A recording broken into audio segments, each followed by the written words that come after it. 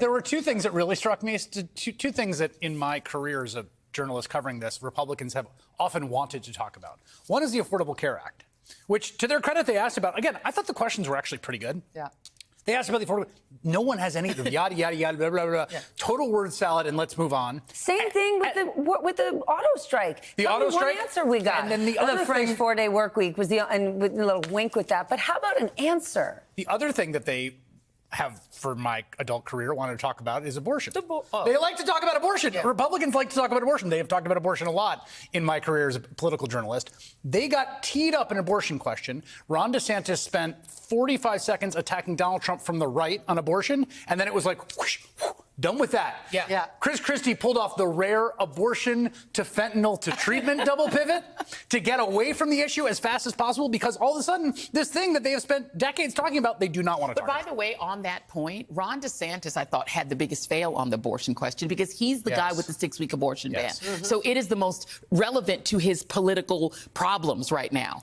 And his answer was to say, well, it's not a problem because I won a landslide victory in my re-election, like years before I did the 6-week abortion ban. It's irrelevant that you got re-elected. They re-elected you not thinking you were going to do a 6-week abortion ban. But that was just a classic moment of political cowardice, right? Because here you've got everybody who is a 6th grade level political analysts in America saying, Republicans are losing elections they might otherwise win because people don't like them on abortion right now. And it's just true. It's plainly true. And everybody honestly looking at it will admit that. And then for DeSantis to get up there and say, I really think that pro-life voters and the pro-life cause is being unfairly blamed for our losses. Look at me. I did something before my 6-week ban. I mean, he's not just lying in your face and pulling off this sort of timeline switcheroo that makes what he's saying just plainly false. It's actually bad for his party. That's right. That he is telling them that something that's really hurting them is not hurting. Well, they also need to workshop. Someone's got to workshop how you're going to defend your 6-week ban. That's the time to do it. Yes. Among a friendly group of Republican voters, you got to come up with some message about how you're going to defend your 6-week ban. And, if you they still don't, Donald Trump's line in that interview, he goes, once they get the number of weeks right, that's what's going to be doing. That's just it's the number of weeks. And it's I'm going to negotiate something everyone's going to love. They're all going to love it. It's a deal. No, but no one has come up with anything. The only person who is tried to do something. Again, Nikki Haley in her answer to the last debate. And I would just say otherwise about this.